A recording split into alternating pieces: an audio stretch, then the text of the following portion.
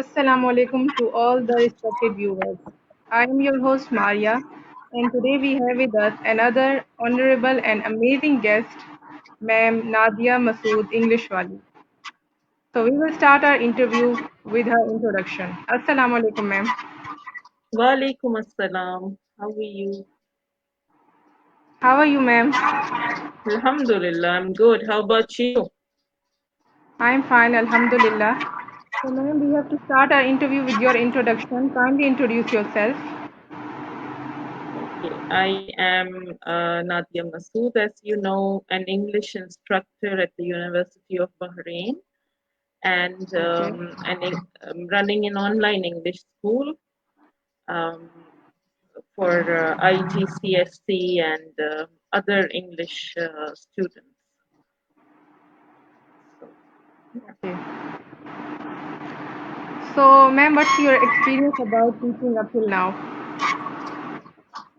It's wonderful experience because I get joy out of helping others, and it's always heartening to see people learn and grow. So it's good. Alhamdulillah. Something I've been doing for more than 20 years now. Okay, mashallah. So, ma'am, what do you find challenging being a woman? You are also a professional. Also have a profession. So, being a woman, how challenging do you find giving your time to your professional and your personal life, or how do you balance these two, professional and personal life? Well, you have to strike a fine balance. You have to be more organized and committed, equal time for everything. That's very important. Whether you are a woman or a man, but yeah, women have somewhat more responsibilities, and it varies from a person to person. So, Exactly. especially when you're raising a young family, at that time it's difficult, but with time you get used to it and it's manageable. Okay. Especially if you have family support. That is very important, which I'm blessed to have my husband's support, my child's Ma- support, and my extended family's support. So that's very important. Yes, that's really I that's. don't think, Yes, ma'am. Please go ahead. sorry, I was just saying that I don't think anybody can do it alone. A woman can do it alone. It's a whole family who has to come together when a woman steps out or decides to pursue her career. So it's always a team effort. No doubt, ma'am. I totally agree with you, ma'am. A woman needs support from whole of her family when she comes in any of profession, and without family support, she can't do anything.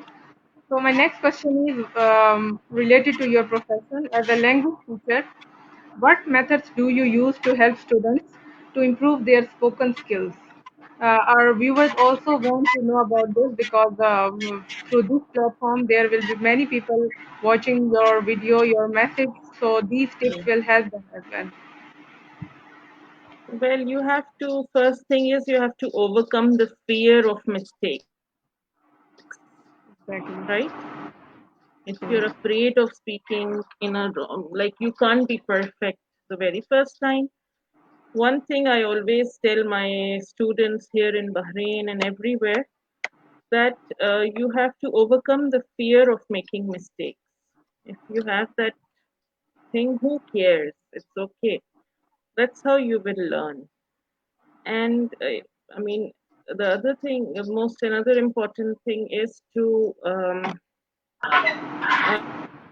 listen to good podcasts and stuff. So in English, good quality English, standard English. So then you get to hear that when you have the input, only then the output will be good. So through listening exercises and all, I prepare my students. So, Okay, that's great. So, ma'am, how do you think how an individual can reduce or decrease one's fear of talking in public or public speaking? How can someone uh, help to himself or herself to reduce the fear? The fear of public speaking, in English, you mean? Yes, ma'am. It comes with time. It comes with time, with practice, with surrounding yourself with the right kind of people who are supportive, having a mentor around, like who helps you, coaches you and guides you. So that's very, very important. Okay. And how do you, ma'am, enhance your teaching skills or update your teaching skills with time? What methods do you use? To enhance my teaching skills, Yes, I'm ma'am. always eager to learn, even with all my experience. I always learn from peers, from the various professional programs I undergo, and I learn from the feedback of my students. I'm always Okay. very open, and here, for example, in Bahrain, we have a system of student feedback.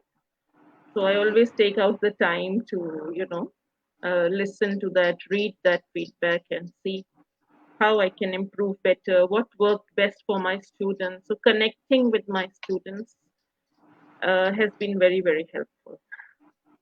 Okay, that's So great. it gives me boost. Like if they say, yeah, this is something that Miss Nadia does is good. So I remember to continue with that practice.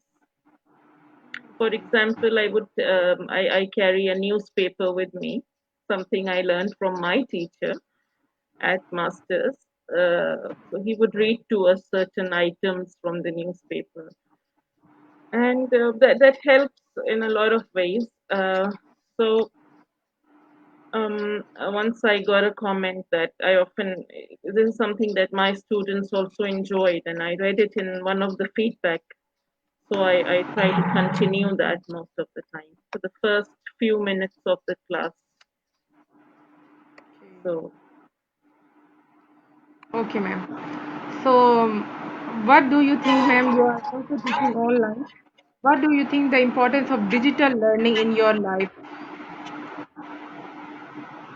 digital learning is very, very accessible for everybody and doable, right? Like I have a corporate client these days who's a full-time office worker, a government office worker here in Bahrain, and now he's easily able to take his learning classes, right? So the accessibility, the convenience of it all, it's very, very helpful. And you can choose the best teachers from anywhere around the world. So the choice is there. You can choose. The candidates have a better option now, a greater option to choose. Okay. Okay, ma'am. So another question that mostly comes in my mind when we are talking to someone, is it necessary to, or is it important to keep a focus on your grammar or grammar formation? Because whenever we watch English movies or English documentaries, there is nothing about grammar there. They just talk normally like we do speak in Urdu. So is it necessary? Because most of the time people are fearful or they are concerned about their grammatical mistakes. That's why they are not able to talk in public. So what would you That say is, about this? see, being aware of the grammatical rules is important, Yes. but um, it should not hamper you or stop you from speaking or learning. You learn them over time. Some people are very good at learning rules, but um, applying them is a totally another story, right? So I feel that it comes with time. The best you can learn English is by reading and listening more than the rules. You know what I mean? Yes, Like when ma'am. we speak Urdu, do we know any grammatical rules in Urdu? Yes. Right? So it comes to you when you absorb the language through reading and then through mentor, like you have to have a mentor, a coach who corrects you. Be open to learning and gradually you overcome your grammatical errors if there are any. But too much focus on grammar is not something that I am in favor of. Okay. So, some informal question, ma'am, I would like to ask you. Yes. What do you like in cooking? Cooking a salad, something that is quick and Okay. easy. And healthy I too. like cooking healthy too, exactly. A salad, anything that I can cook easily. Vegetables, I love cooking veggies, and yeah. Okay. So, ma'am, do you visit Pakistan? How often? I used to visit every year earlier, but now I Okay. visit once in a while, like 2 years, 3 years, because I get my family gets to visit me more often now, alhamdulillah. So it's easier that way. Yeah. So, Because what? my kid is growing. Yeah, Okay. sorry, go ahead. Yes, ma'am, you can complete your answer. Yeah, because children are growing up, so they have their own responsibilities, Yes. commitments. So I need to be around them. So that's Okay. why. So, ma'am, what difference you feel between the educational system of Pakistan and Bahrain? When you say the educational system of Pakistan, um, you mean the mainstream government education system? Yes, or it could be the private as well. Well, the What is private, what main difference do you feel between the Bahrain or the Pakistan educational system, private or government both? see, the private scenario is similar in both the places, in Pakistan and Bahrain. There is a lot of curriculums available, IGCSE, IB, and American curriculum, everything is available. Um, Here, the check and balance is stronger, but even with by the government, I mean. But even with that, the private education system is okay. But when you compare to when you look at the public education, it's quite good. It's really very good in the way that their philosophy of teaching is really smart. The teachers are highly trained, and the systems are in place that should be. For example, I tell you, it's also if you see from religious point of view, I think it's Hazrat Ali's saying that you should be with small kids. You have to be very gentle and patient when raising them. Yes, And as they grow, they come to the teenage. They should be like you have to be firm with them, but you have to be like their friends. yes, And you have to be firm with them, a bit firm, like not like before when they were very young. And as they grow older, they reach like high school, they should be like you should be like their friends, like they should be very comfortable with you. So by this time, they should know when they reach the high school, they are aware of the rules and everything. They have to be made aware. So this is what I observed in the public school system, that the parents and the children are very, very, they pamper them. They really spoil them in a way. But as they come to middle school, they're a bit tough with them, but not too tough. Like they're very firm with them. You get it? And in the high school, now they're telling my kid is in high school now, so the very first day they told him, okay, you are an adult now, and they treat them like an adult. So that is something very, very important, I feel. That's good. Mm. Okay, so being a teacher, how do you help your students to strengthen their moral values? How do I?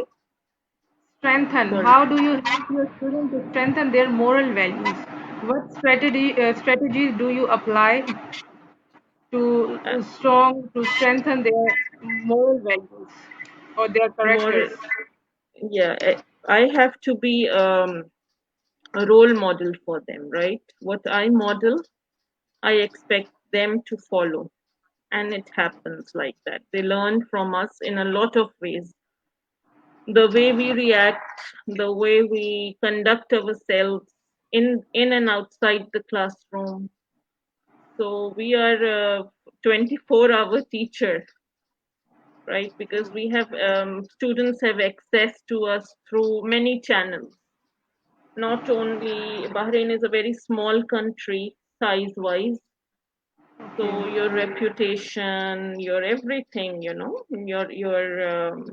the way you conduct yourself basically in the society, in the classroom, in and outside, everything, you yourself are a role model. What you are modeling, they will follow. It's a lesson for them. So that's true. yes, there are so That's many true. A ways. student learns most of the things from the teacher's behavior or her reactions or how the way she behaves.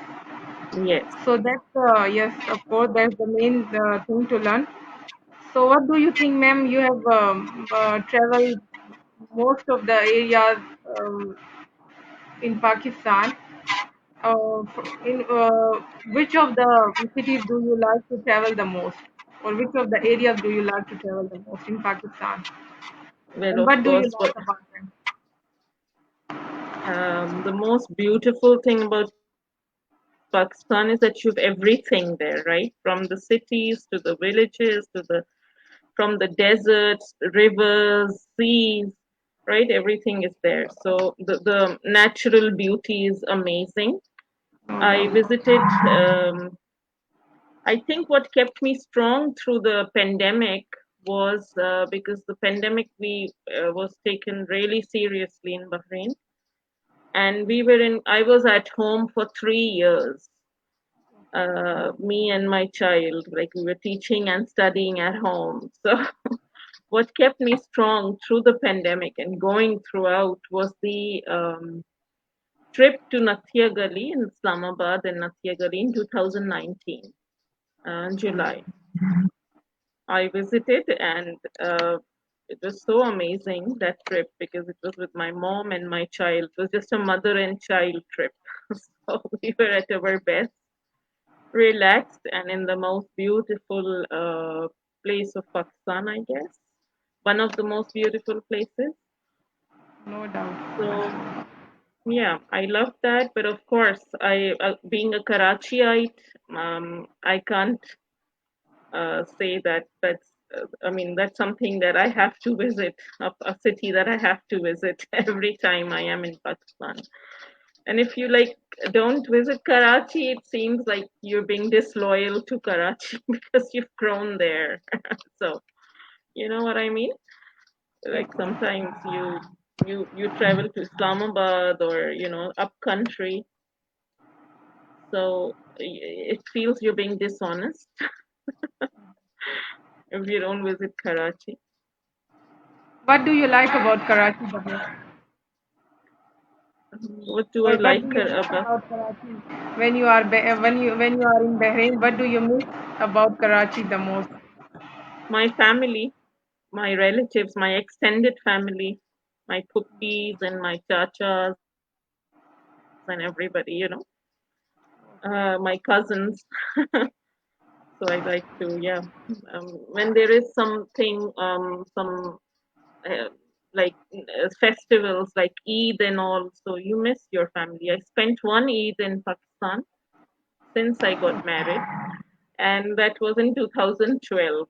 It was so memorable because I felt like a young girl again. Brought back so many memories. Yeah. Okay, fine. So now, ma'am, you have said that you have a 20 years experience in teaching. Alhamdulillah. What's your goal in future? What do you want to do as a teacher, or any other goal you want to have in future? Well, I'd like to continue teaching as long as I can. Um, Okay. uh, for the institution, and other than that, for my own, on my English language school, and teach as many children and people learn English as possible. So that's one. And perhaps Okay. retire in Pakistan, which I always tell my husband, I'd like to retire in Pakistan. So he tells me, yeah, really.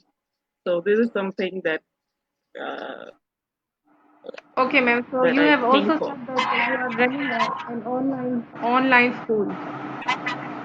Yeah. Would you like to tell about it a bit more? Well, it was launched in July this year. Okay. Thanks to Mr. Rehan Allahwala's, I was motivated by his speeches and the talks that he gives often. So that was an idea I got from there, and I've been working on it, and it's going good. So Alhamdulillah so far. I've been focusing more on IGCSE students and spoken English. These are the two areas that I'm trying to work on Okay. at the moment. So our best wishes are with you and your school, ma'am. So my next question is, Thank you. what do you think about what's your short-term goal, or where do you see yourself after 5 years in your profession? In my profession, as a published writer for ESL, English as a second language, and continue with my job of teaching and learning, basically. And yeah, continue to inspire people, learn, and grow every day. That's what I think. Okay, that's great. So, ma'am, what do you think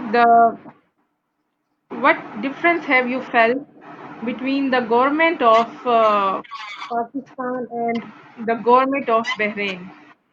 How they support their nation, or how they help their nation to grow? What difference do you feel between the two governments? Well, they're not comparable in any way because the Bahrain government is a monarchy. Pakistan is a democracy, so the systems are different. And then Pakistan is a huge country. Bahrain is a very small country with a lot of, there is a lot of progress over the years in Bahrain. But the way the Bahrain government invests in the people, in the education, in the anything, health, education, everything is excellent.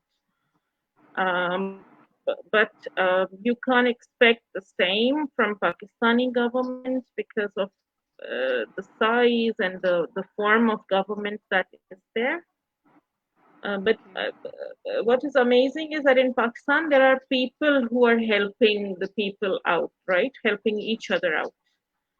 So that's something really that inspires me, and that's very valuable. So if somebody is in Pakistan, I mean, people of Pakistan, nobody has an excuse that, oh, we don't have this, our government doesn't do this. Yes, governments do support people, their nations, but to certain extent. You have to put in your own effort everywhere. Like if they are providing you with the resources and you don't know how to make use of that, or you're not able to make use of that, then you don't go anywhere. Exactly, So ma'am. it's your own effort that counts. You can't rely on the government anywhere. Yes, Pakistan is going through a difficult time. I'd like to acknowledge that, but it doesn't mean that that should hamper our progress. When I was in Pakistan, I was growing up. We had times when there were. I mean, we went through difficult times as students. But I remember that, I mean, but we did manage to do what we wanted to do. All my education I got from Pakistan. So after that, I didn't really enroll, had an opportunity to enroll anywhere as a full time student. Whatever I'm doing is a professional development, and that is different. But all my formal education is from Pakistan. So you have, and from government University of Karachi. So it's, I mean, there are individuals who are working a lot. I've had great teachers in Pakistan who I still value and I'm in touch with, and mentors in Pakistan. So it has a lot of There's no potential and yeah. Yes, I agree. I totally agree with you. There's no doubt. There is a lot of potential in individual as well, and we can't blame our government as well. Yeah, I So, mean, if we keep complaining and blaming, yes, things are difficult. We acknowledge that. But there is a lot of opportunity. There are a lot of people like Rehan Allahwala, and there are so many other people who are helping individuals out. So make use of them, believe in them. no doubt, ma'am. So, ma'am, we are heading to the end of the interview session. So, my last question, can you give any three tips to the beginners that can help them to improve their English spoken? Spoken English. Yes, ma'am. Okay, three tips is listen to BBC News every day for 10 minutes. Okay. That's one. You get to hear RP, I mean the standard British English, and um, do get in touch with a English coach who helps you, somebody in your friends and family maybe who's good at English, so you can talk to them, practice with them, get advice, feedback. And the most important tip is that teach somebody what you learn. That's the best way to learn anything. So teach others and stay confident. Don't worry about mistakes. Okay. That's what matters. So thanks, ma'am. Thanks for coming on the show. And it was a really wonderful conversation with you. And I wish you best of luck for all your future plans. Thank you. Thanks a lot. Most welcome. Thank you. For something I'd like to appreciate you for is keeping your commitment. You were able to do that, which a lot of young people are not able to do. Thank So, you, ma'am. most welcome. It was Thank you, really and all the wonderful best to talking you. to you. Thank you, ma'am. Thank you. Honored, honored. Thank you. Bye. See you.